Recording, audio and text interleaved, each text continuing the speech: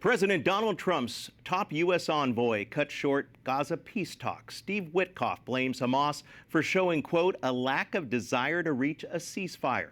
For the very latest, let's check in with White House Correspondent Owen Jensen. Owen. Eric, good evening to you. Steve Witkoff flew to Italy to meet with key negotiators to try to end the fighting and bring home the hostages. But tonight, for now, those efforts have fallen short.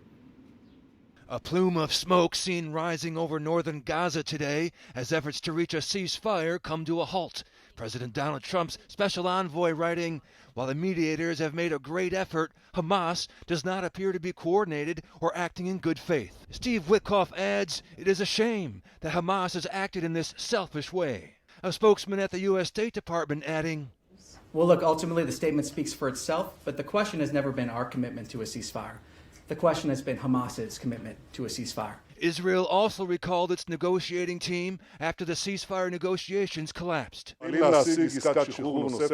Prime Minister Benjamin Netanyahu says Israel is working to get another deal to release the hostages. Meanwhile, Palestinians surging upon a truck carrying flour, clamoring to get hold of the bags. And now 4 leading news organizations say their journalists in Gaza are also facing the threat of starvation. In a joint statement writing, we are desperately concerned for our journalists in Gaza, who are increasingly unable to feed themselves and their families. The statement called on Israel to allow journalists in and out of Gaza and allow adequate food supplies into the territory. One freelance journalist, along with several colleagues, started a hunger strike to draw attention to the crisis. Today, Palestinian President Mahmoud Abbas called on President Trump to intervene and allow UN agencies to deliver food and medical aid into the Gaza Strip. Just yesterday in the briefing room, Caroline Levitt telling reporters, but the President and Special Envoy Witkoff has made the administration's goals clear. We want this ceasefire to happen as soon as possible, and we want these hostages to be released.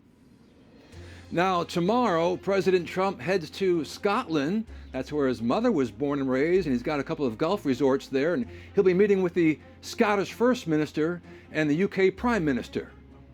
At the White House, Owen Jensen, EWTN News Nightly.